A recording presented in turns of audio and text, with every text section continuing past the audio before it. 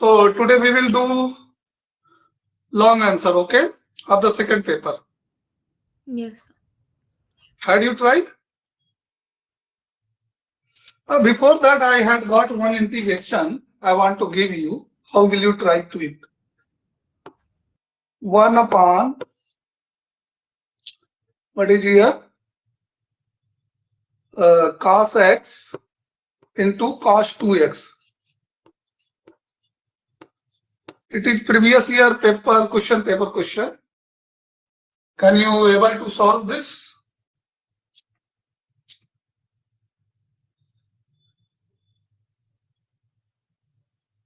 Some idea you getting?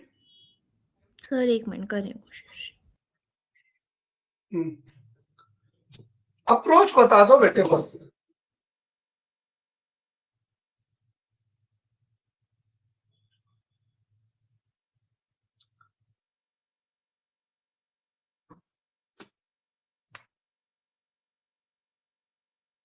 Sir पहले तो cos 2x को cos square x minus sin square x कर देंगे. ऑल राइट, नेक्स्ट स्टेप में क्या करोगे?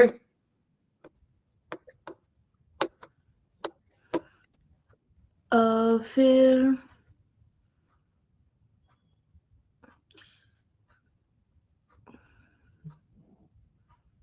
पहला स्टेप आपका सही है.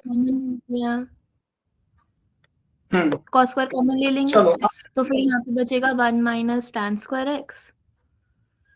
करेक्ट. तो इसको हम डायरेक्ट लिख देंगे cos square x outside 1 minus tan square x. Yes sir. Okay. अभी ये क्या हो गया? sec square x upon under root 1 minus tan square x. Approach आपका करेक्ट था, अब कर पाते इसको. Yes sir. अब तो हो गया ना. tan स्क्वायर एक्स को t पुट कर देंगे. Put tan x equals to t. Then derivative tan x is sec square x and x is dx equals to dt. So your integration changed into dt upon under root 1 minus t square. What is its answer?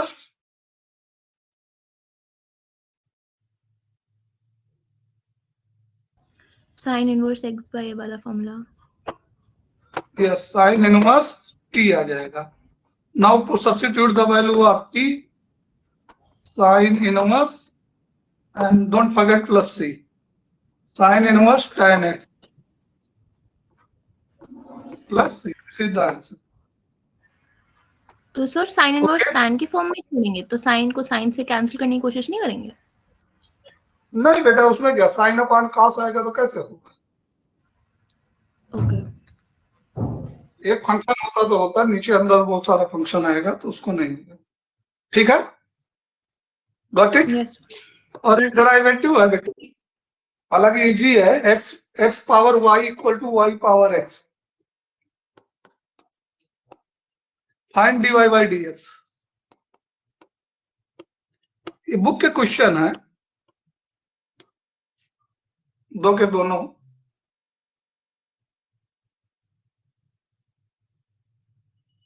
Sir पहले तो y ले लेंगे, फिर तो y log x equals to x log y हो जाएगा और फिर dy by dx भी y log x equals to x log y हो जाएगा.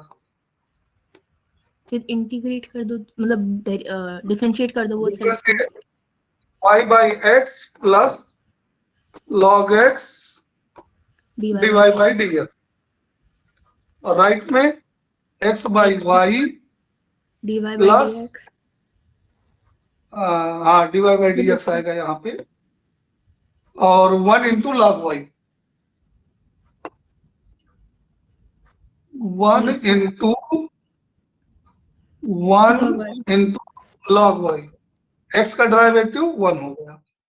अभी दोनों dy by dx वाले टर्म एक तरफ लाएंगे तो log x minus x by y dy by dx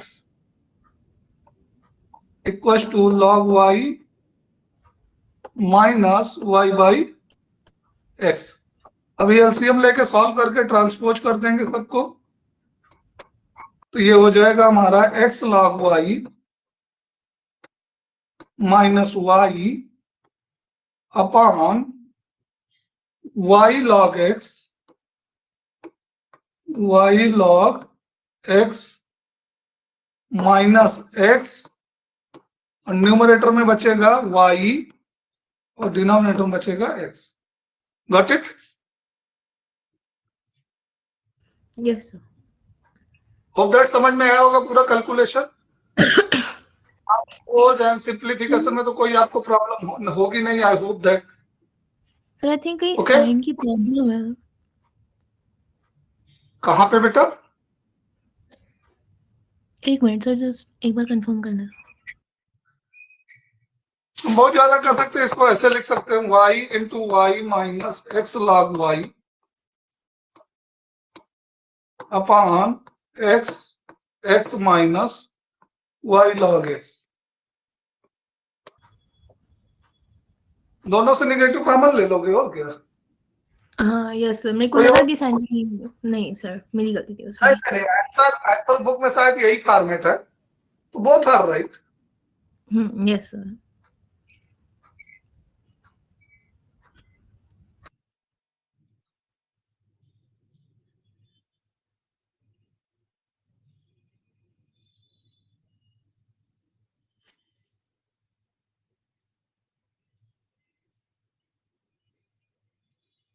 तो सेकंड पेपर के लॉन्ग आंसर कई किए जाए?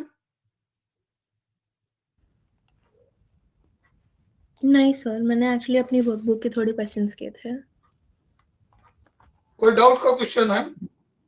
नहीं सर, हो रहे थे वो सारे। तो चलिए फिर हम कुछ क्वेश्चन करते हैं। Find the area enclose between curve. Question number 32 section D कर रहे हैं, लॉन्ग आंसर 5 मार्क्स। ठीक है। Find the area between enclosed between the curve parabola 4y equals to 3x square and line 2y equals to 3x plus 12। Graph draw करोगे? y will be always positive, x square है तो ये वाला parabola बनेगा ऊपर का। ठीक है, is this okay? Yes graph sir. Clear है? 4y equals to 3x square. और दूसरा ग्राफ स्ट्रेट लाइन का कहां से गुजरेगा? x इक्वल्स टू 0 पुट करेंगे तो y इक्वल्स टू 6 आ जाएगा। ठीक है। और तो जब y को 0 पुट करेंगे तो x इक्वल्स टू, ये x equals to positive slope पर है। जब y को 0 पुट करेंगे ओरिजिन पे कितना आएगा? एक्स वाई 0 पुट करेंगे तो 12 आएगा। ठीक है। और y को 0 पुट कर रहे हैं तो कितना आ रहा है? x -4 आ रहा है, तो ये -4 इधर कहीं आएगा। और x इक्वल्स टू 0 पर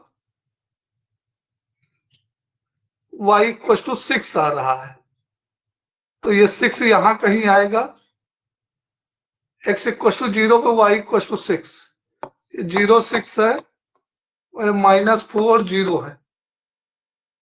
ऑल राइट। अब दोनों पॉइंट को ज्वाइन करके क्रॉस कर दो। क्या करते हैं, दोनों पॉइंट को हम ज्वाइन कर लेते हैं और क्रॉस कर देते हैं। ठीक है, ये ऐसे लाइन जाएगी, पैराबोला को कहीं ना कहीं कट करेगी। ये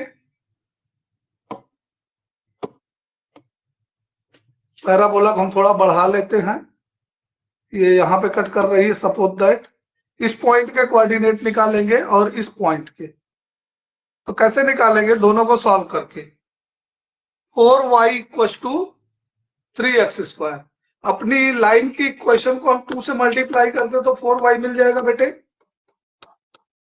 2 से इसको पूरा इंटू कर दो तो 4y मिल जाएगा। Yes sir. 4y equals to 6x plus 24। Got it? 4y की वैल्यू 3x स्क्वायर है, इक्वल टू 6x प्लस 24। इसको सॉल्व करेंगे तो x square minus 2x and minus 8 equal to 0। इसका फैक्टर पॉसिबल है। 4 2 जा 8, 4 minus 2 2, x minus 4 and x plus 2। दो value आ गई -4 एंड +4 एंड -2। ठीक है, तो ये जो जहां पहला सेक्शन हुआ है ये पॉइंट तो -2 है, और ये दूसरा सेक्शन जहां हुआ है ये पॉइंट क्या है, +4 है। ठीक है, अब हमको एरिया निकालनी है बेटे, तो एरिया कौन सा निकलेगा हमारा, ये एरिया निकलेगा। क्लियर है, उसका कोऑर्डिनेट क्या होगा? वहां का कोऑर्डिनेट y की वैल्यू से हमको कोई खास मतलब है नहीं, क्योंकि लिमिट हम x में लेंगे। y का वैल्यू निकालना है तो कर्व में रख दो, ठीक है, चाहे लाइन में रख दो चाहे पैराबोला में रख दो। y की वैल्यू से हमको कुछ खास मतलब है नहीं, इसलिए हम ये साइडेड हेलो जो साइड कर रहे हैं, इंटीरियर एरिया, साइडिंग बाहर जो गई है उससे मतलब नहीं है, लाइन के अंदर का, लाइन और पैराबोला का एरिया निकालना है। ठीक है, यस तो ग्राफ क्लियर है। Area equal to integration from -2 to 4। हम y की वैल्यू नहीं निकाले क्योंकि इंटीग्रेशन हमारा x में लेना है। यहां पर एक स्ट्रिप बना दो, यहां पे हम क्या करेंगे, एक स्ट्रिप बना देंगे जिसका विड्थ dx होगा और हाइट y होगी, और y upper curve minus lower curve y1 y2, तो y dx, और ये हो जाएगा -2 to 4 y1 minus y2 dx। y2 parabola से मिलेगा, y2 कितना मिलेगा पैराबोला से 3x स्क्वायर बाई 4, और y1 स्ट्रेट लाइन से मिलेगा, y1 कितना मिलेगा बेटे 3x बाई 2 और +6। ओके, तो नेक्स्ट पेज पे जाएं हम। Yes sir. यहां तक समझ में आया, कोई दिक्कत तो नहीं है? नहीं है सर दिक्कत। चलो फिर आगे बढ़ते हैं हम। तो एरिया इक्वल टू हो गया हमारा फ्रॉम -2 to 4 और 3/2 x + 6 and -3/4 x square। Got it? And dot dx. Okay, now simple integration is there. Integrate and apply the limit -2 to 4, and this is 3x square by 2, यानी 3/4 x square plus 6x and minus 3x cube by 3, 3/4 x cube by 3, 3 will cancel। Upper limit apply करो, upper limit apply करेंगे तो 12 + 24 and -4 इसमें भी cancel हो जाएगा, तो 16 बचेगा। करेक्ट है, कैलकुलेशन आप चेक करते रहो। Minus lower limit, lower limit apply करो, -2 रखना है, -2 4 4 3 बचा, -12 बचा, एंड माइनस अप्लाई किए तो क्यूब माइनस का ये प्लस में हो जाएगा, 8 8/4 यानी कि 2 आएगा। ठीक है, कैलकुलेशन आप चेक कर लो एक बार अच्छे से। Yes sir. तो कितना कितना आ जाएगा बेटे, ये 24 - 16 8 20 आ जाएगा, और इधर माइनस में बचेगा 5 7, तो +7। ठीक है, तो ये हो गया 27 स्क्वायर यूनिट। क्या आंसर आप चेक कर पाओगे? सॉल्यूशन नीचे गिने नहीं, यस पीडीएफ में नीचे जाओ, पीडीएफ में नीचे जाओ और सॉल्यूशन देखो और आंसर देखो।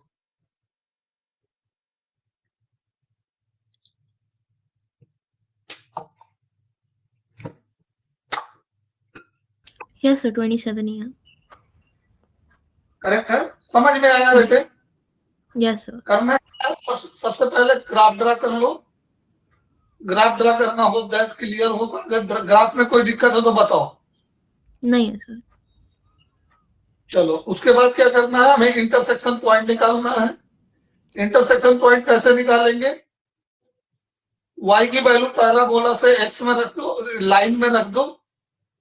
और रखने के लिए हमने कुछ टेक्निक यूज की थी। यहाँ पे 4y इक्वल टू 3x² दिया है। अगर हम लाइन को 4 से मल्टीप्लाई कर देते हैं 2 से, तो 4y मिल जाता है। ठीक है, ये टेक्निक हमने यूज की। तो 2 से मल्टीप्लाई करने पे लाइन की वैल्यू मिल गई। क्लियर है? आप कैसे भी कर सकते हो। आप y इक्वल टू 3x²/4 ले करके वहां पे 2 इंटू करके सॉल्व कर सकते हो। अल्टीमेटली इक्वेशन आपको यही मिलेगी, 3x² इक्वल टू 6x + 24। और उसको भी सिंप्लीफाई करोगे तो x² - 2x - 8 इक्वल टू 0 एक क्वाड्रेटिक इक्वेशन मिल जाएगी। और इसका फैक्टराइजेशन आपको आता ही होगा। कोई दिक्कत हो फैक्टराइजेशन में तो बोलो। नहीं सर नहीं है, क्लियर है।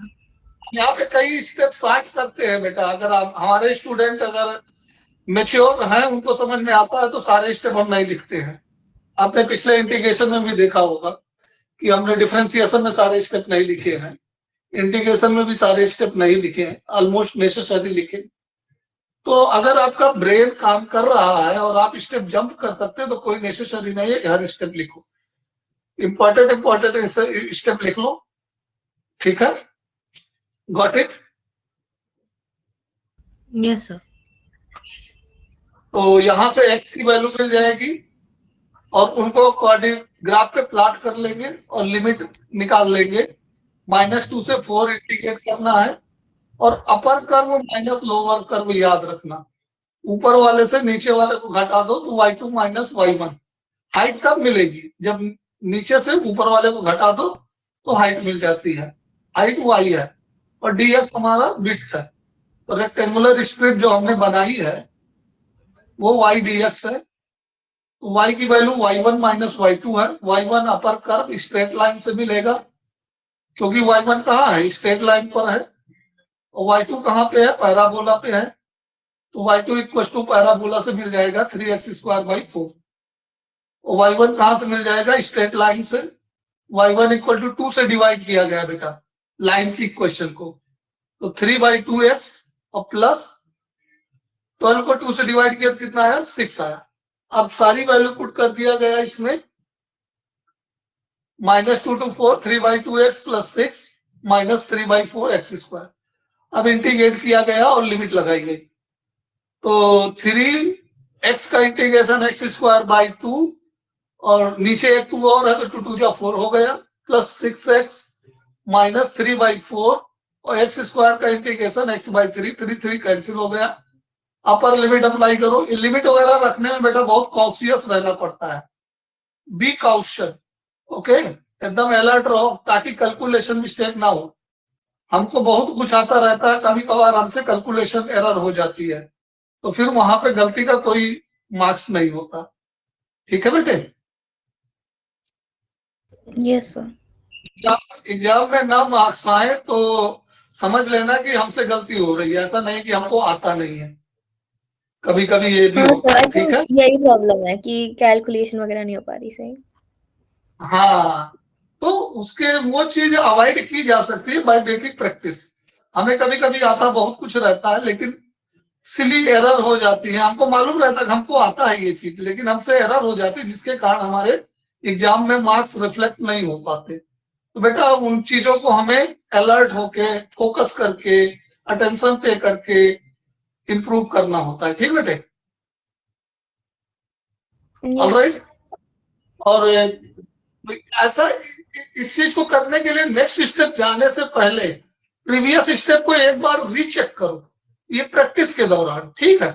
क्योंकि एग्जाम में अगर हर स्टेप को वैसे तो करना चाहिए एग्जाम के दौरान भी, लेकिन कॉन्फिडेंस नाम की कोई चीज होती है कि हम कर रहे हैं कैलकुलेशन तो सही होगा। ठीक है? तो इस एग्जाम में भी रीचेक कर लेना चाहिए कि सही है गलत है। करेक्ट? तो कभी भी नेक्स्ट स्टेप पे जाओ तो उसके प्रीवियस स्टेप पे जो भी कैलकुलेशन है उसको एक बार एट अ ग्लांस देखो कि हमने जो भी किया वो सही है कि नहीं। ठीक है, अब 33 क्वेश्चन में आते हैं। 32 हो गया, 33 इस पेपर का जो क्वेश्चन है लॉग आंसर का, उसको डील करते हैं। ये फंक्शन का क्वेश्चन है बेटे, और अगेन इसको पूछा है नाइदर 1 1 नॉर ऑन 2 दिखाना है। So that F such that from real number two real number defined by fx equals to x upon x square plus 1. It is neither 1 1 nor on 2 for all x belongs in real number. Real number is neither 1 1 nor on 2. F is neither 1 1 nor on 2. Okay, ये prove करना बेटा। तो 1 1 के लिए क्या हम show करते हैं, fx1 इक्वल्स टू fx2 लेके चलते हैं। ओके, चेक कर रहे हैं, वेरीफाइंग 1 1, वेरीफाइंग, ऐसे हेडिंग डाल लो, वेरीफाइंग 1 1 वेरीफाई करने चल रहे हैं। अगर ये लेके चलने पे x1 इक्वल टू x2 आया तो 1 1 हो जाएगा, और नहीं आया तो नॉट 1 1 लिख देंगे। तो x1 के लिए क्या लिखेंगे बेटे, x1 स्क्वायर प्लस 1, आप जरूर करते रहो बस, और x2 upon x2 square plus 1। Got it? इतना स्टेप क्लियर हुआ बेटे? Yes sir. नेक्स्ट स्टेप में क्रॉस मल्टीप्लाई कर लो बेटे, x1 x2 स्क्वायर और plus x1 equals to x1 square into x2 और प्लस x2। बेटे काम करो, सबको लेफ्ट में ट्रांसपोज कर लो, x1 x2 square minus x1 square x2 और plus x1 minus x2 equal to right में क्या बचेगा, 0 बचेगा।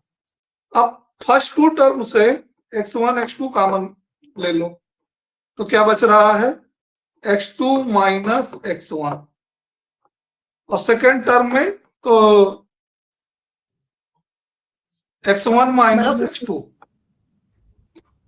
आप -1 ऐसे ही रहने दो, कोई दिक्कत, -1 आप ले सकते हो, हम दूसरा तरीका कर ले रहे हैं। x1 minus x2 equal to, हम इसको यहाँ 1 माइनस लिख देंगे, यहाँ +1 बचा देंगे, इधर माइनस बचा देंगे, x1 x2। ओके, तो यहां से दो चीजें हमको मिलेंगी, एक तो x1 इक्वल टू x2 मिल रहा है, it's okay, no problem, but इसके साथ एक चीज और मिल रहा है, x1 into x2 equal to 1, जो कि हमें क्या देगा, x1 equal to 1 upon x2। यहां तो ठीक है, लेकिन इस जगह पे गड़बड़ कर रहा है, और हमको चाहिए क्या था, केवल इतना ही चाहिए था, यहां पे ये एक्स्ट्रा आ गया। therefore x1 does not equals to 1 upon x2। x1 1 upon x2 की इक्वल नहीं हो सकता, यहां therefore की जगह बट लिखो, ठीक है। x1 इक्वल टू x2 तो ठीक है, लेकिन x1 equal to 1 upon x2, just a moment, यहाँ पे थोड़ा सा गड़बड़ हो गया, यहाँ पे ये लिखेंगे हम, बट फॉर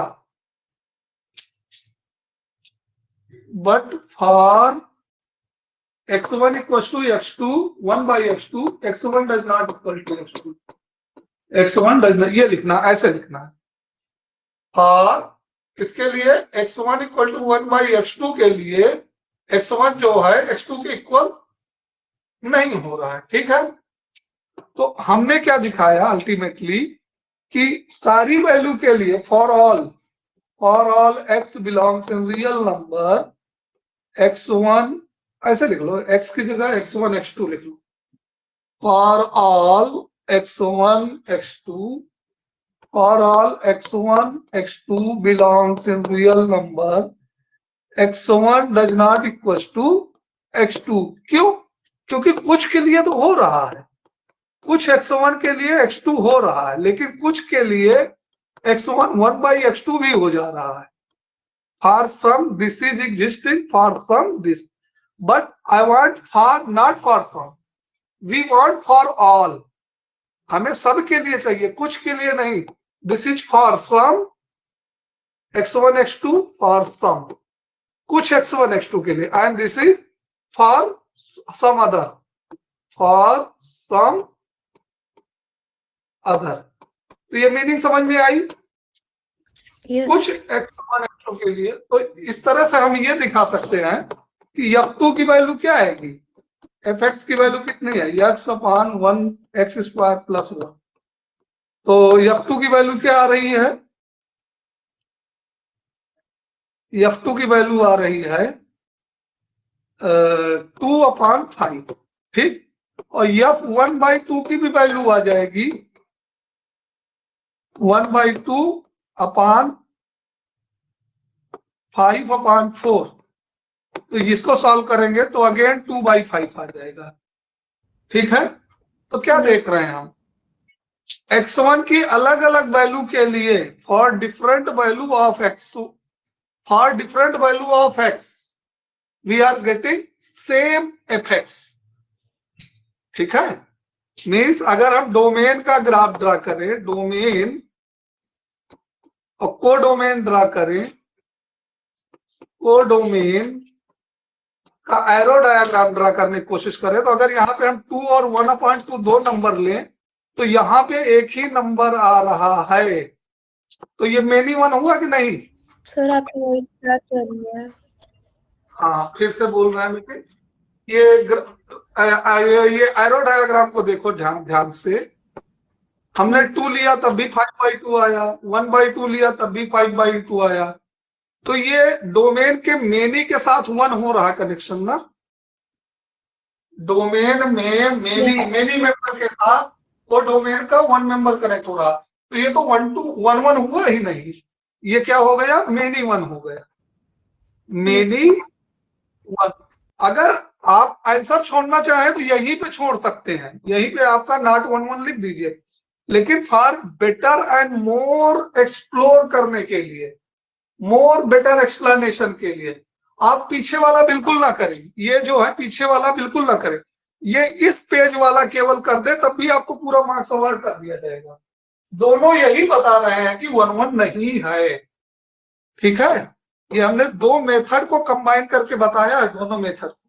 आप चाहें तो पहले केवल इतना ही कम लिखना चाहें तो इतना ही लिख सकते हैं, या फिर इस पेज को ही केवल लिख सकते हैं. ठीक है. दोनों स्लाइड में से कोई एक स्लाइड लिख सकते हैं, या फिर दोनों को मिक्स करके एक्सप्लेन करते तो और बेटर है. हमने डायग्राम को ही बताया. Therefore f is not 1 not 1 यही हमको शो करना था. ठीक है. ये क्वेश्चन में हमको यही क्लियर है बेटा, नॉट 1 दिखाना. Yes sir. कोई डाउट हो तो बोलो बेटा. क्लियर है सर. क्लियर. तो चलो अब ऑन2 के लिए चलते हैं. ऑन2 के लिए क्या करते हैं, वेरीफाइंग ऑन2. वेरीफाइंग ऑन2 हम चेक करने चल रहे हैं. ठीक बेटा. सर एक कुछ ऐसा कोई रूल होता है क्या कि जो 1 होता है उन्हें ऑन टू भी होना पड़ता है, या फिर जो ऑन टू होता है वो 1 भी पक्का होता है, ऐसा कुछ होता है? नहीं, ऐसा कोई पर्टिकुलर रूल नहीं है. ऐसा कोई फिक्स रूल नहीं है कि ये है तो उसका होना कंपलसरी है. It's depend on the type of function and depend on domain and codomain. ठीक है. तो ऐसा कोई फिक्स रूल नहीं है कि हम देखते ही बता दें कि ये 1 नहीं है तो वो ऑन2 भी नहीं होगा. ठीक है. बहुत सारे फंक्शन ऐसे होते हैं जो 1 नहीं होते लेकिन वो ऑन2 हो सकते हैं. ठीक है. That depend upon codomain. ठीक है. तो यहाँ पे हमारा डोमेन, हम y = fx लेते हैं, y = fx लेते हैं और x की वैल्यू कैलकुलेट करते हैं. क्या करते हैं, x की वैल्यू कैलकुलेट करते हैं. कैसे कैलकुलेट करेंगे, देखिए ऐसे करेंगे. इसको क्रॉस मल्टीप्लाई करेंगे, तो ये क्या आएगा, एक्स स्क्वायर वाई और minus x plus y equal to 0। इतना क्लियर है। Cross multiplication and transposition I did both together. अब ये क्वाड्रेटिक इक्वेशन है बेटा, क्या है, ये क्वाड्रेटिक इक्वेशन है, ठीक है। इसको सॉल्व करने के लिए हम क्वाड्रेटिक फार्मूला का यूज करेंगे। ए की जगह पे वाई है, बी की जगह पे -1 है और सी की जगह पे वाई है। ये फार्मूला याद करो 10th वाला, A x square plus B x plus C equal to 0। हाँ, अगर सिलेबस में रहा हो, डिलीटेड ना रहा हो, ना पढ़ा हुआ हो अपनी, तो एक्स इक्वल क्या होता है, minus b plus minus under root b square minus 4ac upon 2a। तो इससे कंपेयर किया गया है इन दोनों को। तो इन दोनों को कंपेयर करेंगे तो एक्स स्क्वायर का कोफिशिएंट a है, एक्स का कोफिशिएंट b है और कांस्टेंट टर्म c है। तो यहां से हम x की वैल्यू निकालेंगे बाय यूजिंग क्वाड्रेटिक फार्मूला। तो ये आ जाएगा माइनस बी की वैल्यू -1 है, तो b के ये +1 हो जाएगा, माइनस माइनस प्लस और plus minus under root b square means 1 minus b square minus 4ac 4a and c 4y, ठीक है, अपॉन 2y। तो पहला चीज तो y does not equal to 0। ये जो हमारा फंक्शन है ये कभी x इक्वल टू 0 पे तो 0 हो रहा है, तो यहां से क्यों नहीं आ रहा 0? x इक्वल टू 0 लेंगे तो 0 आएगा, फिर डिनोमिनेटर में आ रहा है तो क्यों नहीं आ रहा है? या तो डिनोमिनेटर में ना आए।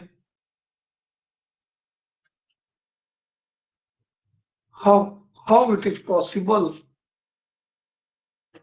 कुछ गलती कर रहे हैं क्या? फंक्शन में तो x को 0 पुट करो तो 0 हो रहा है, x square y plus y equal to x, तो ट्रांसपोज करेंगे तो x square y minus x plus y equal to 0।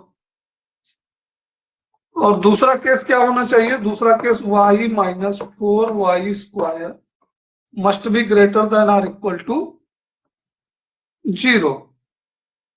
तो यहां से 1 is greater than or equal to 4y square या 4y square is less than 1, y square is less than 1/4. This implies -1/2 is less than or equal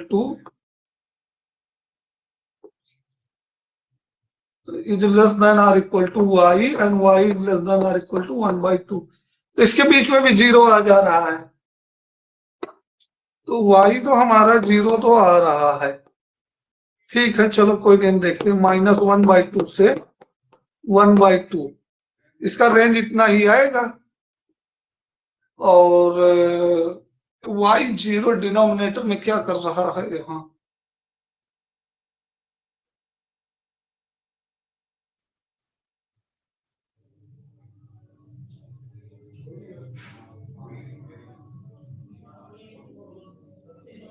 Can you find some mistake? नहीं sir, गलती तो नहीं दिख रही कोई। एक minute, हम सोल्यूशन चेक करके देखते हैं तो बताते हैं क्यों नहीं हो रहा।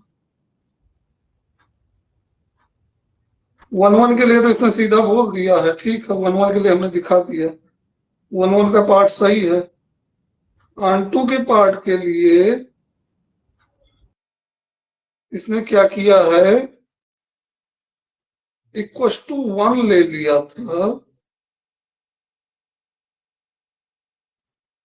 और एक्स स्क्वायर माइनस एक्स, इसने थोड़ा सा ट्रिक यूज किया, बट 0 इसके डोमेन में आ रहा है। अगर हम x को 0 लेंगे तो y 0 आएगा, और यहां से ये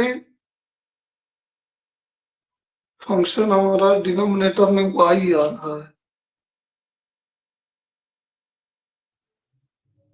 तो उससे y should not be equal to 0, जबकि इसके रेंज में तो 0 आ रहा है, x को 0 लेके चलेंगे तो 0 आ जाएगा। चलिए अच्छा, हम इन्होंने ये बताया है कि को नॉट ऑन के लिए बताया है कि अगर हम y की वैल्यू 1 ले लेते हैं, सपोज दैट, तो हमारा फंक्शन क्या बन जाएगा, x upon 1 plus x square, जो कि हो जाएगा x square plus 1 equal to x, यानी x square minus x plus 1। तो ये y की वैल्यू तो 1 ले लिए है, लेकिन यहां से x की कोई भी रियल वैल्यू नहीं मिल रही है। It's discriminant is negative, b square minus 4ac, अगर इसका चेक करें हम तो ये कितना आ जाएगा, 1 माइनस 4 आ जाएगा, जो कि निगेटिव है, लेस देन 0। तो डिस्क्रिमिनेंट लेस देन 0 है, so no real x, no real x। तो वैसे 1 तो वैसे भी नहीं आ रहा है, ये डोमेन हमारा -1/2 से 1/2 के बीच में आ रहा है, लेकिन 0 का केस, चलो 0 एक कंसिडरेबल चीज है, हम इसको देख करके बताएंगे जो भी होगा अगली क्लास में, ठीक है। तो इसमें ऐसे भी देख लो, ये this is does not equal to, this is range, 0 हम ले रहे हैं अभी का 0 क्यों ले रहे हैं बेटा, क्योंकि फंक्शन में अगर हम x इक्वल टू 0 पुट करते हैं तो fx की वैल्यू 0 आ जाएगी कि नहीं आएगी, बोलिए। Yes sir. fx की वैल्यू 0 आएगी, इसका मतलब ये ओरिजिन पे टच करेगा graph, x equal to 0, y equal to 0, 0 equal to 0, हाँ करेक्ट है, ओरिजिन पे टच करेगा, 0 + 1 0 इक्वल टू 0। इसका ग्राफ वगैरह देख के हम कल बताएंगे। तो 0 डोमेन में हम ले, सॉरी रेंज में हम ले रहे हैं, ठीक है, 0 belongs in range, okay. But यहां के कैलकुलेशन से 0 does not belongs in range, यहां के कैलकुलेशन से 0 does not belongs in range. तो हम इसका देखेंगे क्या इश्यू आ रहा है इस पे, ठीक है, this is the matter of discussion, हम देख के क्लियर करेंगे डिस्कस करके, ठीक है। अब यहां से देखो ध्यान से, तो अब इसको इन्होंने वैसे भी है, अगर जैसे आपको ये ना लेना हो, ये आइडिया ना पता हो, केवल पिछला आइडिया ही करना है नॉट ऑन टू के लिए, तो y की वैल्यू हमने कहां से कहां ली है, y की वैल्यू ली है हमने -1/2 से 1/2, which is subset of real number, not full real number. So codomain does not equal to range, range does not equal to codomain, codomain हमारा पूरा का पूरा रियल नंबर है, ठीक है, कोडोमेन हमारा पूरा का पूरा रियल नंबर है, और रेंज उसके बराबर नहीं हो रहा है, उसका एक सबसेट है, therefore y is not onto, not onto, got it. Yes sir. बेटे यहां पे थोड़ा सा एक एनालिटिकल प्रॉब्लम है कि एक जगह से y 0 नहीं हो रहा, दूसरी जगह से y 0 हो रहा है, ठीक है। तो मतलब एक जगह से y की वैल्यू 0 एक्सेप्टेबल नहीं हो रही है, और दूसरी जगह से y की वैल्यू 0 एक्सेप्टेबल हो जा रही है, ठीक है। तो हम इसको देखेंगे और डिस्कशन करेंगे, ठीक है, आपसे फिर से एक बार। बट अगर हम इतना कर भी पाते हैं, ये जो हमारा है, ये समझ में आया x की वैल्यू निकालना, तो स्क्वायर रूट के अंदर नॉट निगेटिव रियल नंबर देखें y की हम, ये इसको स्क्वायर रूट की वैल्यू निगेटिव नहीं होनी चाहिए, ये पॉजिटिव होनी चाहिए, मीन्स ग्रेटर देन और इक्वल टू 0 होना चाहिए। तो जब हम इसको सॉल्व करेंगे, इस पॉइंट पे जब हम सॉल्व करेंगे, यहाँ पे जहां हम साइड कर रहे हैं, ये वाला रीजन जब हम सॉल्व कर रहे हैं, देखो ध्यान से पूरा, तो जब हम इसको सॉल्व करेंगे तो यहां से y डज नॉट इक्वल 0 आ रहा है, इट्स ओके, वहां से यहाँ पे y इक्वल टू 0 एक्सेप्टेबल है, चलो 0 को छोड़ दो, तो जीरो को बाद में डिस्कशन करने के लिए बोल रहे हैं। तो y की वैल्यू क्या आ रही है, वाई स्क्वायर लेस देन 1/4 हो रहा है, मतलब ये इनइक्वालिटी क्लियर है ना बेटा आपको, solution of inequality y square less than or equal to 1/4, तो y इज लेस देन -1/2 टू 1/2। तो यहां से हम ये कवरेज कर पा रहे हैं कि y की वैल्यू कहाँ बिलोंग कर रही, क्लोज इंटरवल -1/2 से 1/2। अब इसमें तो जीरो आ जा रहा है ना, और बिगिनिंग में भी जीरो आ रहा था, तो चलो हम जीरो कंसीडर कर ले रहे हैं डोमेन में। तो यहां से क्या देखने को हमको मिल रहा है, यहां से हम ये कंक्लूड कर रहे हैं अपना फाइनल कि ये -1/2 1/2 जो है वो सबसेट है किसका, रियल नंबर का। ठीक है, तो ये जो रेंज आया है हमारा range, this is not equal to codomain. और जब कभी रेंज इक्वल टू कोडोमेन नहीं होता तब क्या होता है, हमारा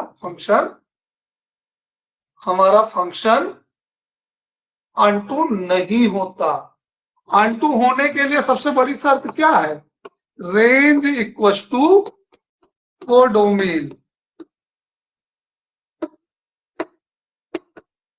ओके, हमें दिखाना ही पड़ता है रेंज इक्वल टू कोडोमेन, तभी फंक्शन हमारा अनटू होता है। ठीक है बेटे, तो हमारा जो फंक्शन गिवन था देयरफॉर f इज नॉट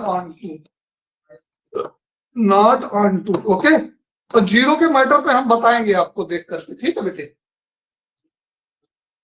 और इन्होंने जो लिया था इनके सोल्यूशन को हम समझा दें, अगर इनके सोल्यूशन को समझना चाहो तो इनका सोल्यूशन केवल यहां पर है, ये जो हम रेड बॉक्स में बंद कर रहे हैं बुक के सोल्यूशन का। बुक का सोल्यूशन ये जो इतना हम सर्कल किए हैं, कवर किए हैं रेड के अंदर, उन्होंने क्या किया, डोमेन में y कंसीडर किया है। क्या किया है, कंसीडर, और फिर उसके लिए दिखा दिया कि कोई रियल नंबर ही नहीं है। तो ये हमने लेट कर लिया, कंसीडर कर लिया, लेट कर लिया, और इसको सॉल्व किया तो एक क्वाड्रेटिक इक्वेशन मिल गई। ठीक है,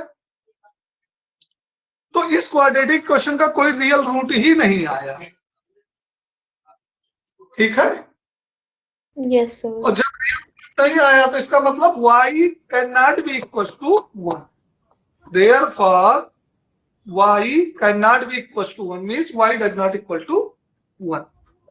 ठीक है, तो हमारा कॉन्ट्राडिक्शन गलत हो गया, और जब 1 हमारे रेंज में नहीं है, 1 हमारे रेंज में तो वैसे भी नहीं आ रहा है जो हमने कैलकुलेट किया, 1 हमारे रेंज में नहीं है तो ये ऑनटू हुआ ही नहीं। ऑनटू के लिए पूरा कोडोमेन रेंज होना चाहिए। क्लियर हो गया codomain and range? Yes sir, हो गया क्लियर। चलो इसका दूसरा क्वेश्चन देख लेते हैं, second part. Sir usually in दोनों में ऑप्शन आता है, तो आप कौन सा रेकमेंड करोगे कि इक्विवेलेंस वाला प्रूफ करें या 1 1 ऑन 2, किसमें बेटा ये बच्चे का आपके कंफ्यूजन? ऊपर है।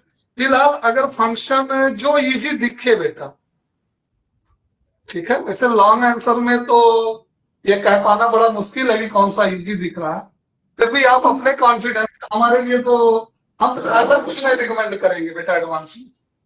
ठीक है, ठीक है। काफी टीचर काम देते हैं कि बेटा आप ये करो, ये इजी होता है, लेकिन क्या what is easy what is tough, it depend on the paper and depend on the student. Okay, not for teacher. कहने के लिए, फुसलाने के लिए, कैजुअल करने के लिए तो स्टूडेंट को टीचर बोल देता बेटा करो, और स्टूडेंट की आदत होती कि वो फेथ करते टीचर पे, तो स्टूडेंट टीचर का एक ब्लाइंड फेथ होता है बेटा।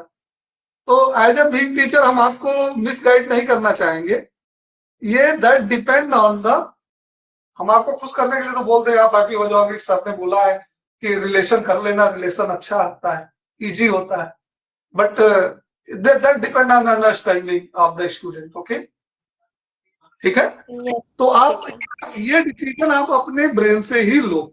ठीक है, सुनो सबका, लेकिन फाइनल डिसीजन आप अपना ही लो कि कौन सा हमें करना है, कौन सा नहीं। ठीक, चॉइस वाले क्वेश्चन के लिए। तो नेक्स्ट क्वेश्चन है a relation from n cross n। n cross n में रिलेशन है, किसमें है रिलेशन, n क्रॉस n का मतलब समझ रहे हैं, एक सेट जिसमें 1 1 1 2 1 3 एंड सो ऑन ऐसे नंबर आएंगे, ऑर्डर पेयर का सेट, ठीक है। फिर 2 1 2 2, अब नेचुरल नंबर तो इनफाइनाइट होता है ना बेटे, 2 3 ऐसे नंबर आएंगे। हम एक एग्जांपल दे रहे हैं आपको, इस तरह का नंबर होगा। अब उसमें रिलेशन डिफाइन है। रिलेशन किसमें डिफाइन है? अब relation is define from n cross n, n cross n to n cross n। Okay, मतलब कि जो रिलेशन है वो सबसेट है किसका? n cross n means to n cross, ये इसका भी क्रॉस, डबल क्रॉस होगा, ठीक, n क्रॉस n। मतलब कि जो ऑर्डर पेयर आएगा, इस वाले क्रॉस को हम कलर चेंज करके लिख देते हैं तो आपको अंडरस्टैंडिंग बेटर होगी, कंफ्यूजन नहीं होगा, ठीक। ये लो, ठीक है। तो ये जो ब्लू वाला क्रॉस है ये रिलेशन के लिए है, ठीक है। और ये जो रेड वाले अंदर क्रॉस है ये हमारा सेट है, ठीक। तो जो रिलेशन आएगा उसमें डबल ऑर्डर पेयर है।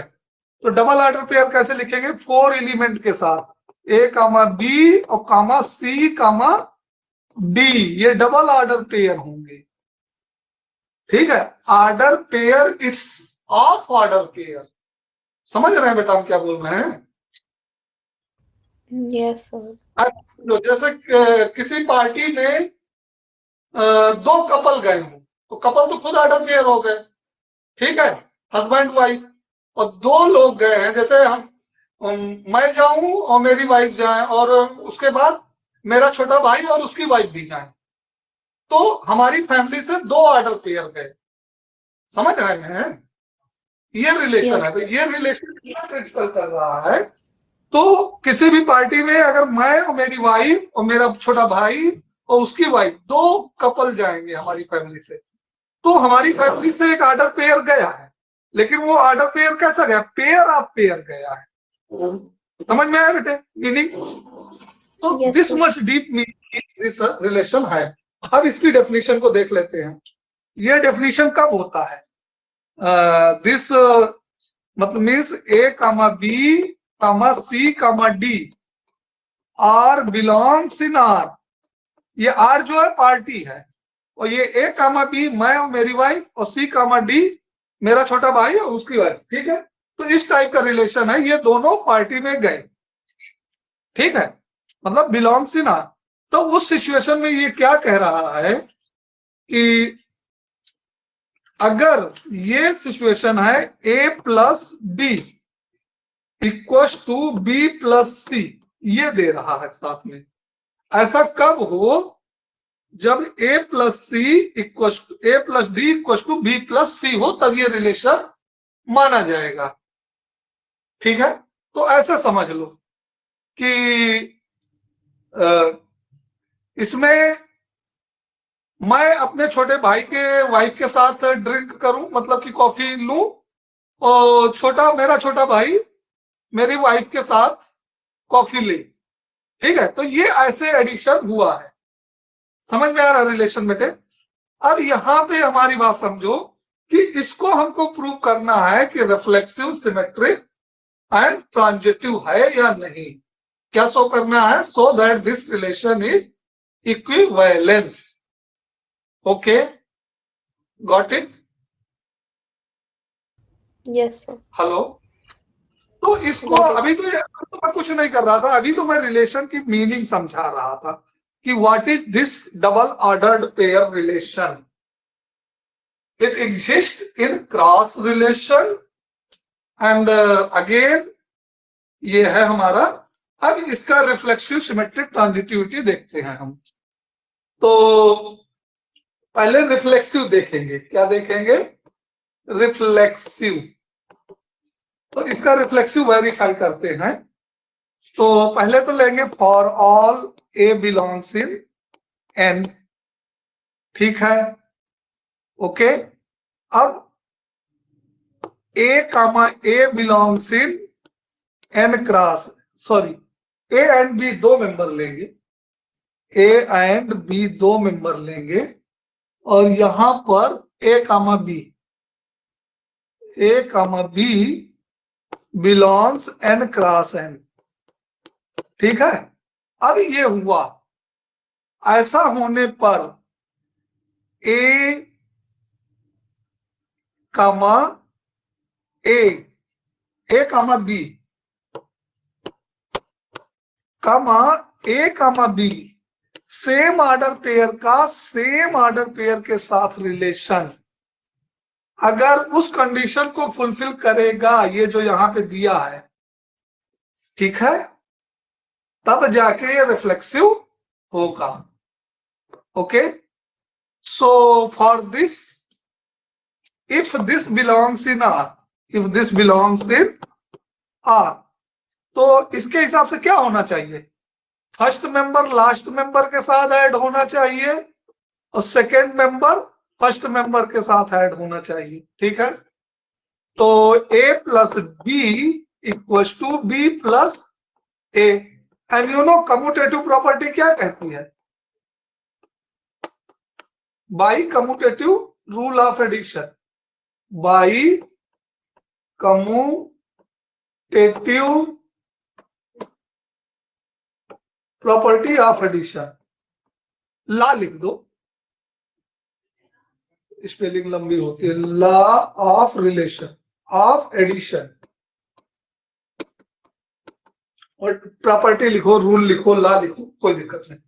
तो ये होल्ड कर रहा है ना बेटे, होल्ड कर रहा है कि नहीं? Yes a sir. plus this implies we can write, इसको हटा देते हैं, ये जो एरो लगाया हमने ये अंडरस्टैंडिंग के लगाया था। ठीक है, तो this implies a comma b and a comma b belongs in R। मतलब अगर जैसे सपोज दैट केवल मैं और मेरी वाइफ गया तो मैं कंसीडर कर लूंगा भाई कि चलो खुद का खुद से रिलेशन है, खुद का खुद से रिलेशन अगर है ऑर्डर पेयर का, तब वो रिफ्लेक्सिव हुआ, देयरफॉर R इज रिफ्लेक्सिव। ठीक है, आर कैपिटल आर लिखना। तो ये रिफ्लेक्सिव का समझ में आया कि नहीं बेटा? बेटा अगर ना समझ में आ रहा हो तो जबरदस्ती यस मत बोलो, क्लियरली बोलो कि आपको अंडरस्टैंडिंग हो रही है कि नहीं हो रही है। सर हो रही है, आ रहा है समझ। हाँ, कोई अगर जरा भी बर्डन हो तो बोलिएगा, जहां भी ना समझ में आए, without hesitation, without fear, without any hesitation. Okay, किसी हेजिटेशन के आप पूछेगा। नेक्स्ट हम क्या करने जा रहे हैं, symmetricity, symmetric relation, symmetric relation, इसको चेक करते हैं। सिमेट्रिक रिलेशन में क्या कहता है, for all a b c d belongs in natural number, 4 natural number लेंगे हम, and a comma B comma c comma d belongs in N cross N. ठीक है, ये ऑल राइट है, यहां तक क्लियर है? Yes sir. Now if I am considering, if a comma b and comma c comma d, नया order pair belongs in R, this imply, ये कब होगा, ये जब अपनी डेफिनेशन को फॉलो करेगा, ये अपनी डेफिनेशन को फॉलो करेगा, अपनी डेफिनेशन को फॉलो करेगा तो क्या हो जाएगा, a plus D equal to B plus c. Okay, got it? ये क्लियर हुआ? Yes sir.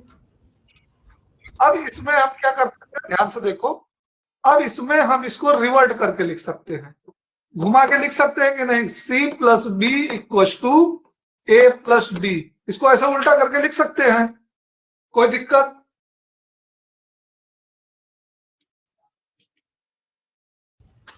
नहीं सर सही है। सही है, यहां तक समझ में आ गया। अब इसका क्या करेंगे हम, अब यहां पे ध्यान से देखो, ये C is related to B, C is related to B, ध्यान से देखो definition, and A is related to D। अब ये इसको फुलफिल कर रहा है, देखो ध्यान से, ये B C कामा D, देखो C comma D and comma A comma B, क्या इसको फुलफिल कर रहा है? इसका डेफिनेशन क्या आएगा? अगर ये बिलोंग करता है तो इसका फुलफिल क्या करेगा? C जो है B से रिलेट कर रहा है, किया कि नहीं किया? इसका थोड़ा सा उल्टा लिखना है हमको, D प्लस A लिखना। यहां तो हमने रिवर्ट किया, B प्लस C को C प्लस B लिखा, इसको हमको D प्लस A लिखना है। क्या लिखना है?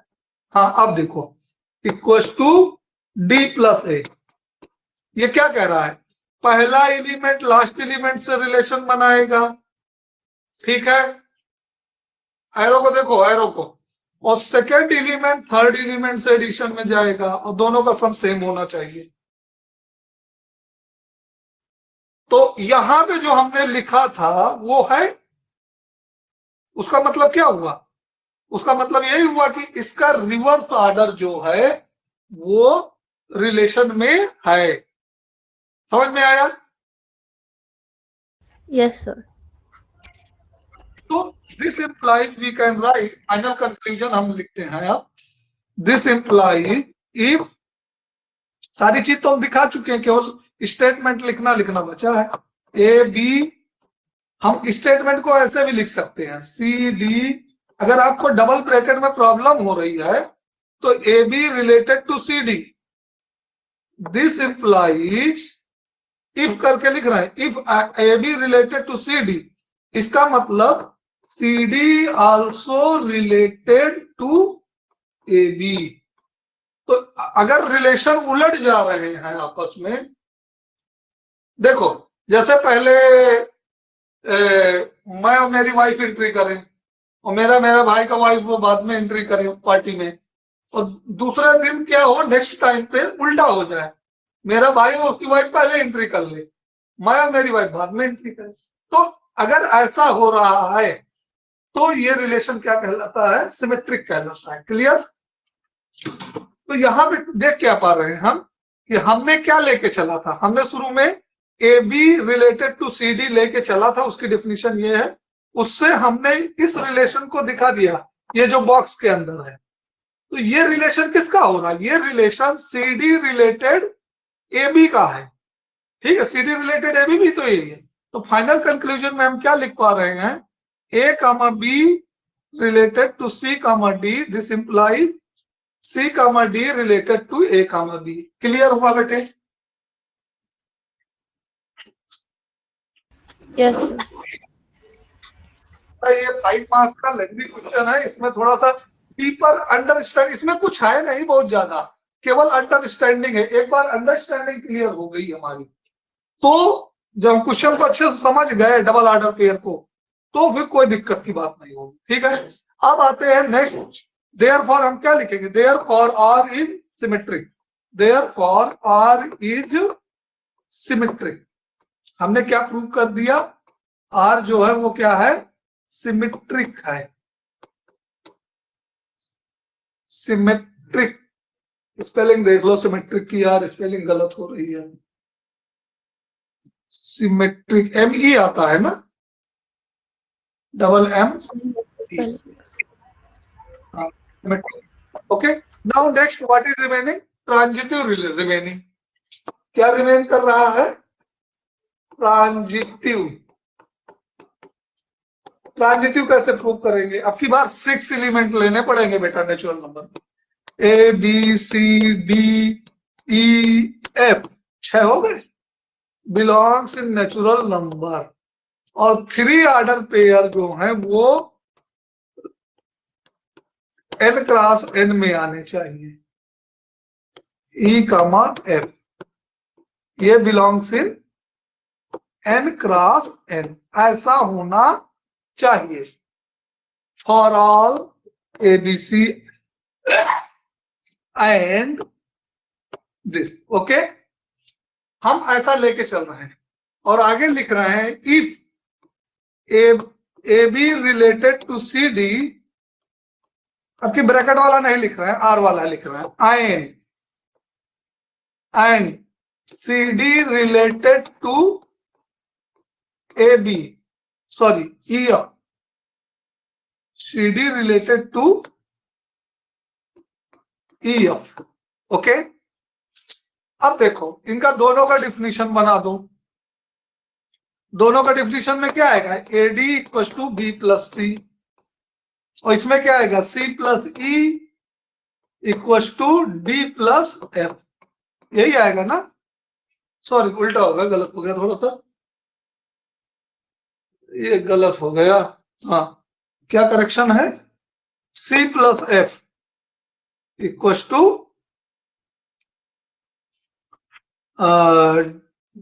D प्लस E, ठीक है, रिलेशन के डेफिनेशन के according.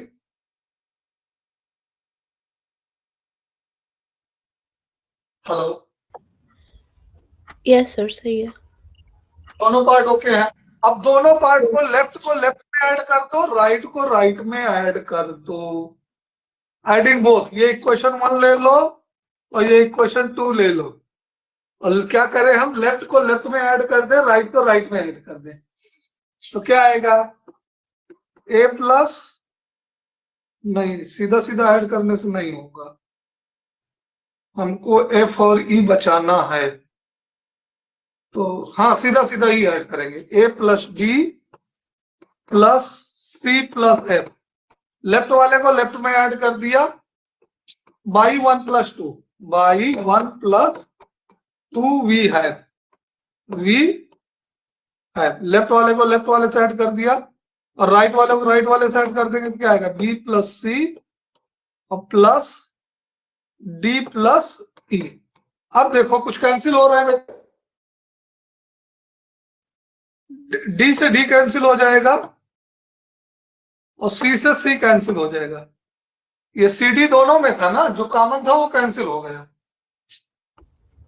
A plus F equal to B plus E। अब ये क्या है, what is this, this is the relation AB related to EF, got it. Yes hello, तो यहाँ पे देखिए थोड़ा R का लिखना ज्यादा सुटेबल है, और आपकी अंडरस्टैंडिंग है कि आप इस डबल ब्रैकेट का यूज करते हैं बिलोंग्स इन R, या आप ऐसे लिखना पसंद करते हैं, ये हमने दोनों मेथड से, हमने रिफ्लेक्सिव सिमेट्री को डबल ब्रैकेट में शुरुआत किया था, लेकिन फिर सिमेट्री के आधे पोर्शन से हम R में आ गए, क्योंकि हम, आई होप दैट यहां से अंडरस्टैंडिंग,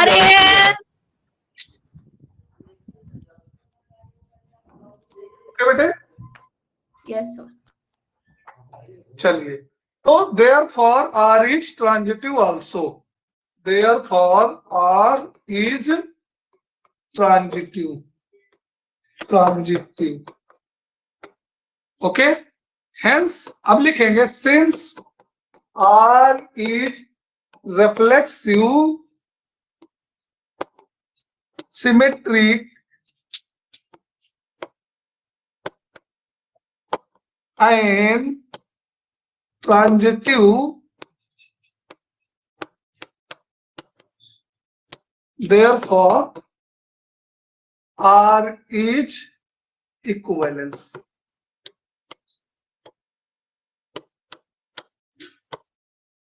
समझ में आया? तो बेटे इतना माथापच्ची था, इतना डिफरेंट माथापच्ची था इसमें, इसको अंडरस्टैंड, तो क्या समझते हो आप, रिलेशन को इजी समझते हो? रिलेशन में भी काफी कुछ लिखना है, एक रिलेशन है।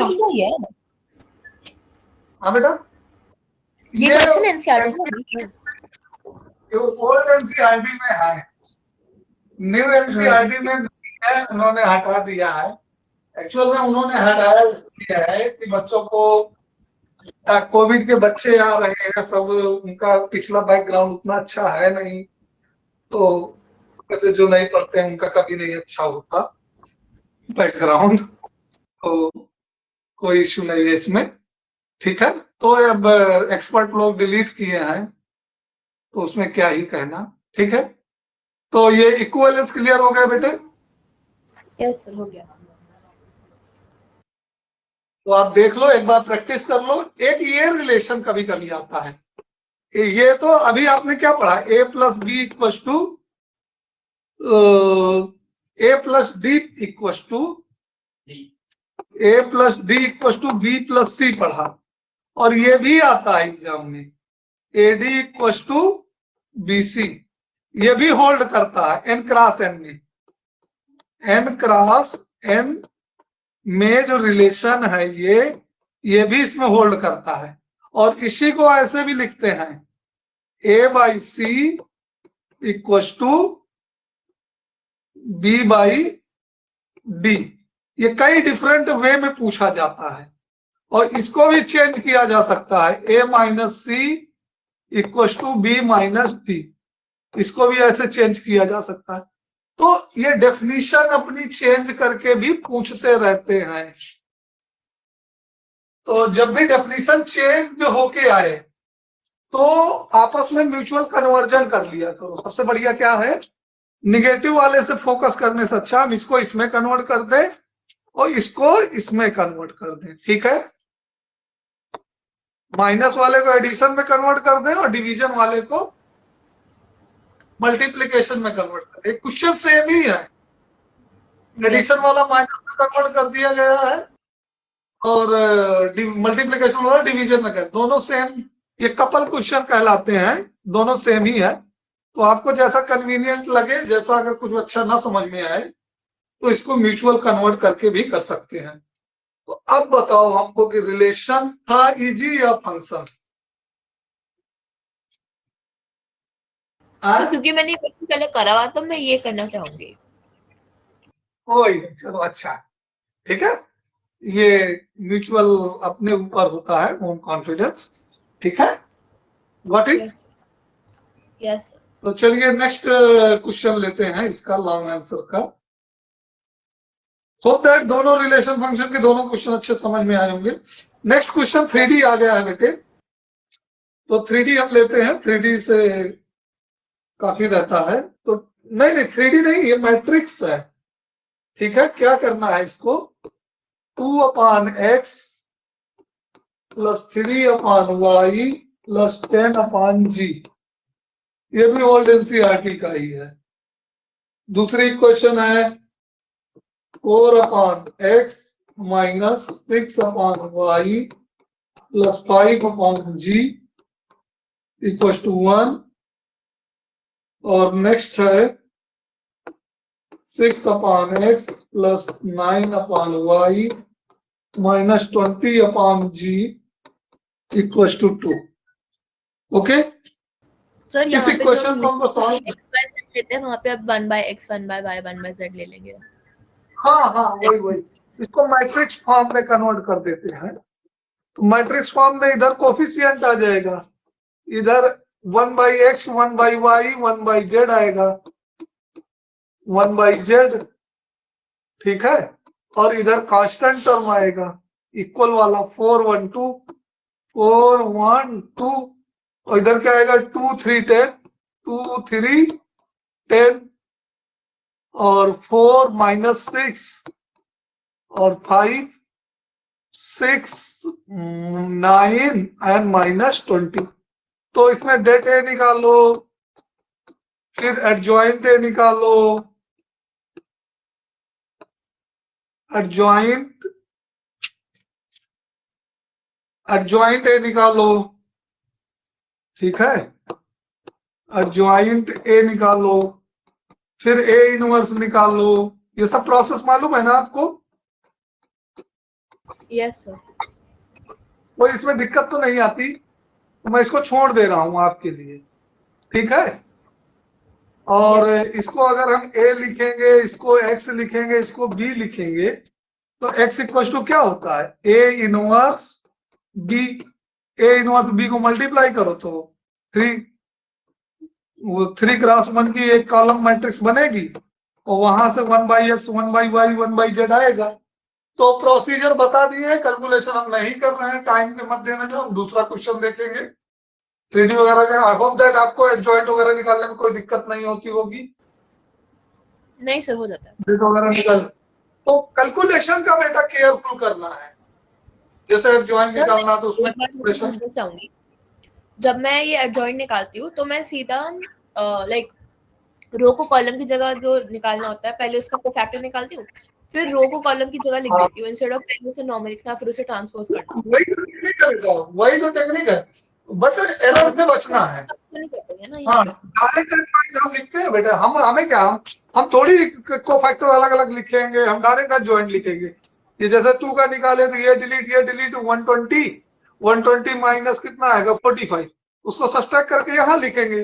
फिर जो आएगा 3 का ये डिलीट -80 और माइनस ये कितना आ जाएगा 30, -80 30 इस जगह माइनस माइनस प्लस हो जाएगा और फिर इस जगह लिखेंगे। ठीक है, निकालेंगे रो में, लिखेंगे कॉलम में। यही टेक्निक है, आपके टीचर ने जो एक्सप्लेन किया वो अच्छा किया, क्योंकि ये चीज तो हम पढ़ाए नहीं है। तो यही एक टेक्निक है, यही एक बढ़िया वे है तो कैलकुलेट करने का। ठीक है, हम भी बताते थे यही, बिकॉज अब आपको इसमें कोई प्रॉब्लम नहीं, इसलिए हम डील नहीं कर रहे हैं।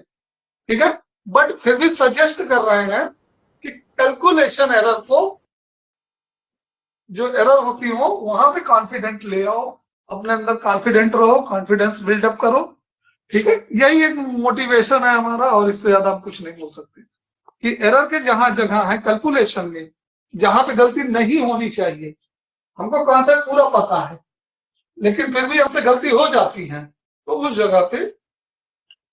तो 35 क्वेश्चन पे आते हैं 3D में। लॉन्ग आंसर है, एक पॉइंट दिया है, परपेंडिकुलर डिस्टेंस बताना है एक लाइन से। ये तो पिछले क्वेश्चन की तरह है, 1 0 0 तो ओरिजिन हो गया, एक्स एक्सिस का पॉइंट हो गया। और क्या है, perpendicular distance x -1, x -1/2 y +1/-3 = z +10/8। ठीक बेटा, लेमडा नहीं लिखा, लेमडा हमको लिखना रहता है, अपने मन से लिखते हैं। ठीक है, the perpendicular distance of this point from this, okay, ये फाइंड करना है। Also find the coordinate of the foot of perpendicular, वो तो फाइंड करेंगे ही। And equation of perpendicular line. Okay, तो सबसे पहले क्या करना है, हम आपको कन्वीनियंस के लिए पिछला फिगर ड्रा किए थे, इस बार भी ड्रा करके दिखाते हैं।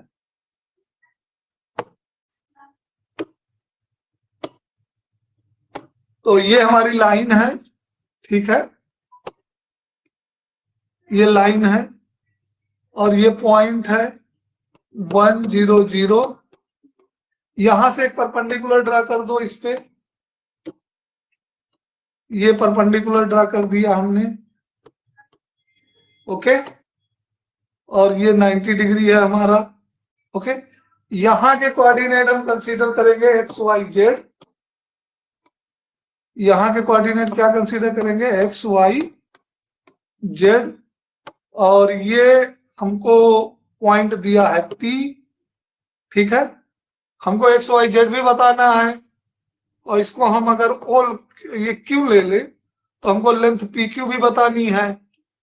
ठीक है, तो करना क्या है हमको, बेसिकली हमको लाइन से एक्स वाई जेड निकालना है। तो लाइन से एक्स वाई जेड निकालोगे बेटा, x इक्वल टू कितना आएगा बोलो, 2 लैम्डा +1 यस, y बोलो जल्दी से, -3 लैम्डा -1 -3 लैम्डा -1, जेड बोलो जल्दी से, 8 लैम्डा -10। All right. अब ध्यान से, अब नेक्स्ट स्टेप क्या होता है, ये इसका हमको b मालूम है b1, और इसका हम b2 मान लेते हैं, नॉर्मल वेक्टर। ठीक है, डायरेक्शन वेक्टर, इसका डायरेक्शन किधर भी ले लो, चलो हम इधर को ले लेते हैं। तो B2 वेक्टर बताओगे हमको कितना आएगा?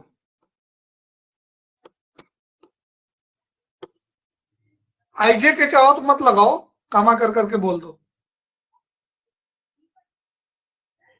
x माइनस 1 2 लेमडा, तो आगे सब 0 है तो वही रहेंगे।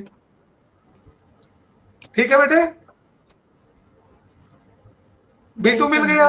B1 कितना है वो बताओ हमको, B1 कितना है? सर मैं B2 नहीं समझी, क्या किया आपने?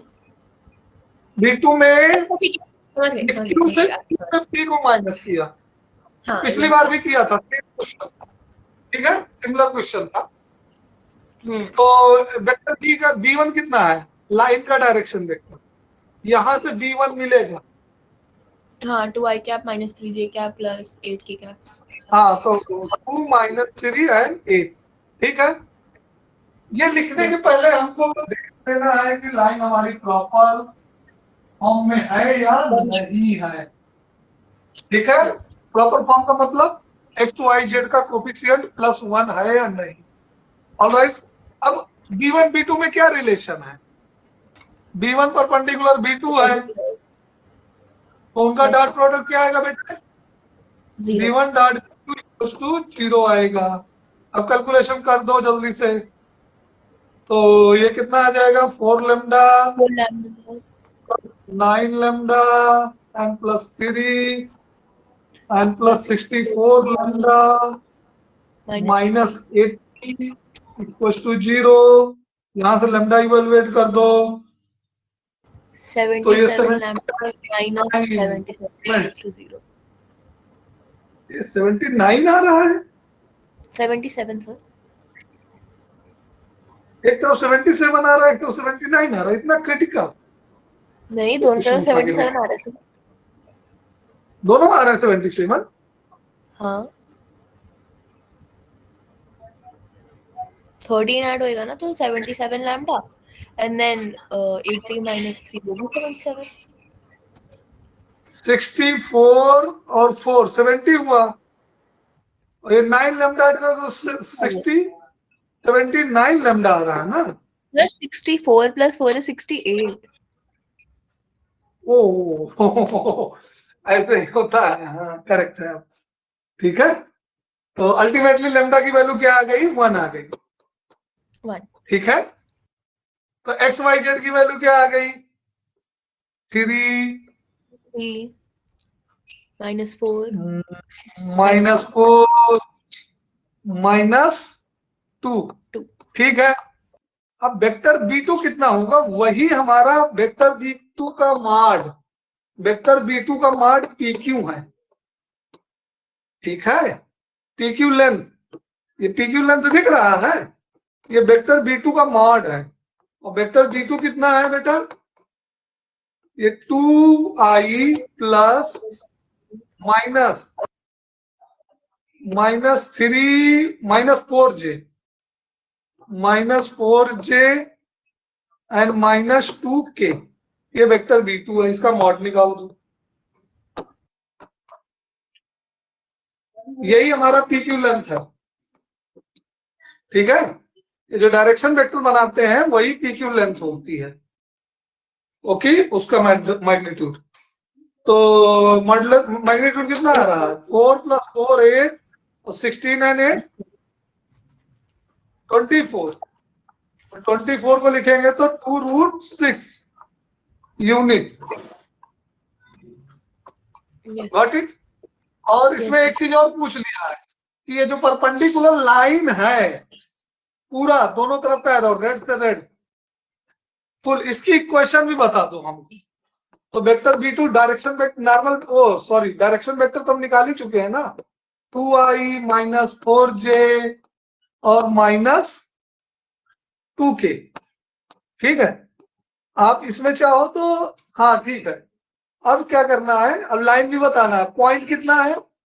पॉइंट जो है 1 0 0, ये x1, ये y1, ये z1।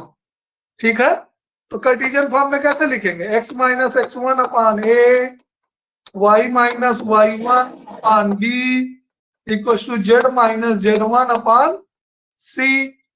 तो x माइनस 1 अपान ए की वैल्यू कितनी हुई बेटा 2, y minus 4, minus minus plus हो जाएगा 4 अपान, सॉरी वहां गलत जगह देखा, जीरो है वो, y minus 0, y minus 0 upon minus 4 equal to z minus 0 upon minus 2 equal to lambda. अब चूंकि ये 2 से डिविजिबल है ना, ये लाइन को मॉडिफाई करना पड़ेगा, ये 1 y upon minus 2 equal to z upon minus 1 equal to K, नया कांस्टेंट ले लेंगे, ठीक है, और k इक्वल टू 2 लेमडा लिख देंगे, k इक्वल टू 2 लेमडा, 2 से पूरे को मल्टीप्लाई किया है हमने, ठीक है। यस अच्छा, अगर हमको इसको वेक्टर फॉर्म में लिखना होगा तो कैसे लिखेंगे बेटा, इसी को कन्वर्ट करना है तो वेक्टर क्या लिखेंगे, r equal to vector r equal to i plus, क्योंकि y j और k तो 0 हो गया ना, और ये k और i minus 2j N minus के, ये वेक्टर फॉर्मेट ऑफ लाइन हो गई, ठीक है। तो Cartesian to vector, vector to Cartesian convert करने में कोई दिक्कत तो नहीं होती बेटे? नहीं सर, नहीं है।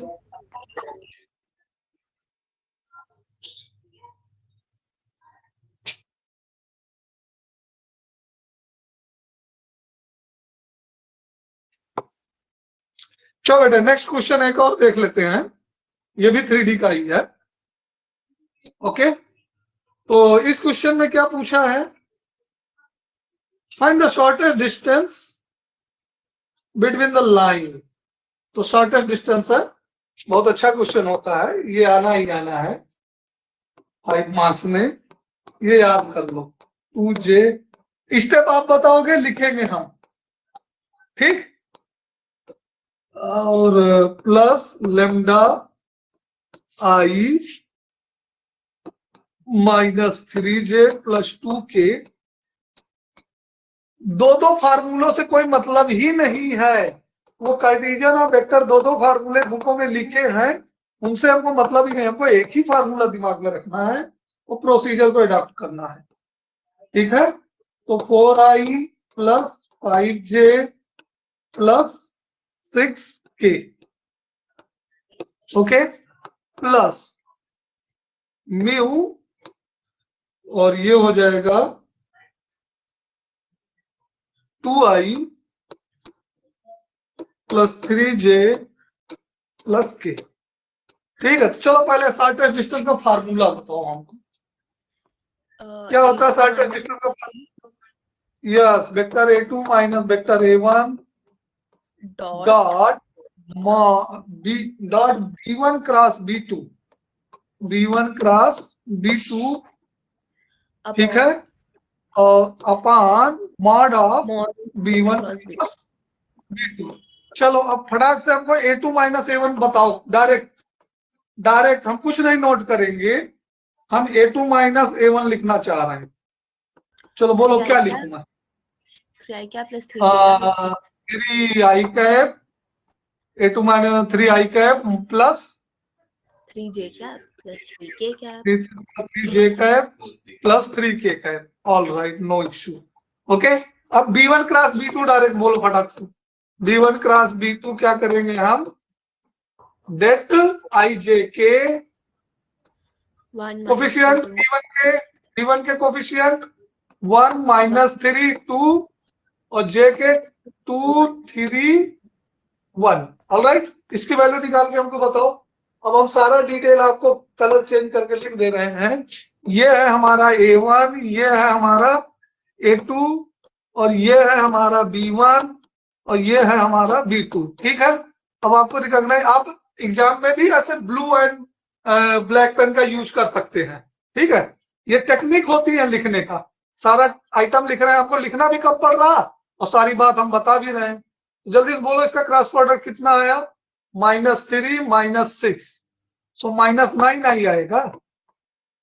और जे में आएंगे तो क्या है, जे में जाएंगे तो ये खत्म, ये खत्म, ये आए 1 और -2 माइनस माइनस प्लस जे हो जाएगा, ठीक। और के में आ जाओ तो के में क्या मिलेगा हमको, ये 3 माइनस माइनस प्लस 6, ये भी 9 आएगा, सही है? सर जे कैप प्लस 3 है। जे कैप प्लस 3 है, इसको चेक करने दो। 1 माइनस 4, हाँ प्लस 3 है, करेक्ट। जे कैप प्लस 3 अब सही है। Yes sir. तो इसमें मॉड निकालने के लिए 3 कॉमन ले लो, कैलकुलेशन कम हो जाएगा। मॉड B1 क्रॉस B2 को डायरेक्ट हम लिख रहे हैं, 3 कॉमन है तो 3 बाहर, अंडर रूट में 1, 3 3 जा 9, 1 10 और 3 3 जा 9 19, 3 रूट 19 आ जाएगा। मॉडलो साहब चेक करो, ठीक है। Yes sir. और ये A2 minus A1 dot B1 B2 कितना आएगा? A1, यहाँ A1 है, और डॉट B1 क्रॉस B2 कितना आएगा? इसको क्रॉस करो जल्दी से, B2। तो ये 3 9 27 plus 9 plus 9 and plus 27, 27 erase हो गया, ठीक है। तो 9 बचा। अब फार्मूले में सब्स्टिट्यूट कर देता हूं मैं यहाँ पे, तो 9 अपॉन 3 रूट 19, शॉर्टेस्ट डिस्टेंस कितना आ गया बेटे? 3 अपॉन रूट 19। पूरा समझ में आया मेथड? Yes sir. दिक्कत तो नहीं शॉर्टेस्ट डिस्टेंस के लिए? शॉर्टेस्ट डिस्टेंस बहुत इजी होता है, जो 4 फार्मूला याद करते हैं, कहीं कार्टेशियन के कहीं वेक्टर के, तो उसमें कंफ्यूज मत हो। एक फार्मूले को पकड़ के चलो, लाइन कन्वर्जन हमको आता है, कार्टेशियन में दी होगी तो उसको हम वेक्टर में लिख लेंगे, या फिर वहां से भी हम A1 A2 B1 B2 इसको रिकॉग्नाइज कर लेंगे और डायरेक्ट कर लेंगे वहां से भी हम। तो एग्जाम में भी एक और लाइन लिखने के बाद हम ब्लू ब्लैक पेन या पेंसिल का यूज करके वहां पे मेंशन कर सकते हैं, तो हमको लिखना कम पड़ेगा, ठीक है, और हमारा टाइम भी मैनेज होगा बेटर, ठीक है। Yes sir. ऑलराइट बेटे,